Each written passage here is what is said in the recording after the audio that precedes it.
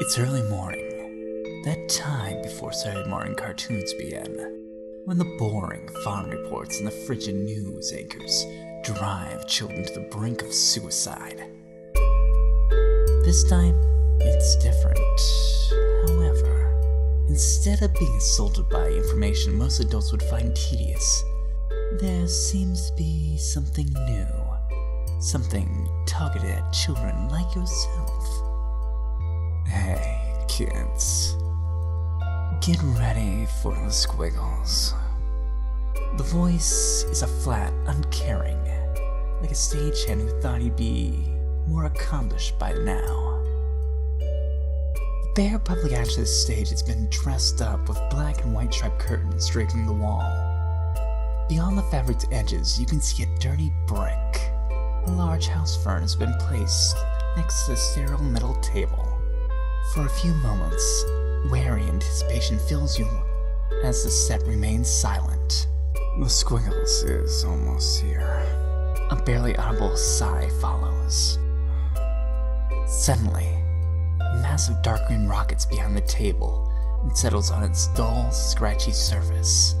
At first, it appears to be a frog puppet, perhaps a Kermit knockoff. However, as the blur settles and your eyes take its shape, that no longer seems to be the case.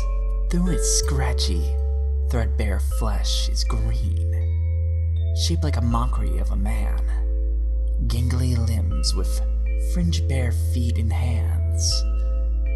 There's a single button eye and a single bug-ridden hole where the other should be. A cigarette smolders in its thin fingers. This morning, I was told I had inoperable lung cancer. The puppet Squiggles opened its mouth up and closed at its words. Naturally, I asked for a second opinion. He takes a long drag of his cigarette. The tip misses his mouth by several inches. He exhaled smoke, nevertheless. Alright, he said. All non-whites are inferior. A small amount of children could be heard laughing off screen as the puppet Squiggles slumped listlessly. Now it's time to pick the winner. Another drag from the cigarette, exhuming an annoyed puff of smoke. The children murmur among themselves. You can't make out what they're saying, but you can tell they're all hoping to win. I guess it's Sam. All the children let a simultaneous groan of disappointment, except for one kid who's shrieking for joy. Jesus Christ! The puppet raises one hand to its non-existent ear. Soon, a small boy about your age darts up to the table. He stands expectantly, drumming his fingers on the cold metal surface.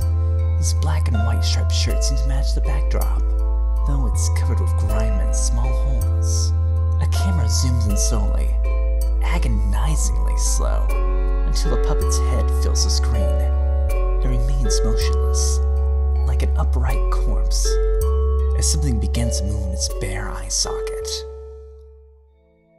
Pushing back the yellowed coffin within, a tiny, glistening, white maggot emerges and squirms away up the freeze puppet's face.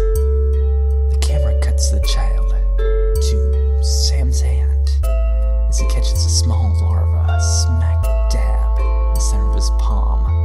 In the pullback shot, the original view, Puppet remains listless as Sam slaps the maggot into his open, black-toothed mouth. The child turns and shows his filmy tongue, an insect writhing upon it, and quickly swallows with a wide smile. The camera pushes in once again as Sam opens his mouth wide, moving his tongue to show the putrid thing had indeed disappeared down his gullet. Stagehand's voice returns, still speaking its monotone. Now it's time to dance with Squiggles. The puppet falls onto the table. With no hand inside him, no strings to hold him up. His movement persists. He thrashes, spasms, and rolls on the dingy linoleum tile as a maddening kaleidoscope of colors flashes across the screen. Music, or rather, a child's idea of music so swells, piano keys being jammed frantically, wind instruments tooting and squeaking randomly, drums being struck over and over again, completely out of time with no sense of direction. The children are dancing too. The cameras cut between each child as they sway, leap, and run in place. Some expose large grins as they twist and shake. Others, shirts soaked in squirming white vomit, bob their heads as blank expressions play across their peeling faces. One child in the corner has collapsed. Something with black, pointed legs is pushing out to get out of their throat. You can't quite tell if they're screaming or if the creature is trying to give a high-pitched buzz. And it could be both.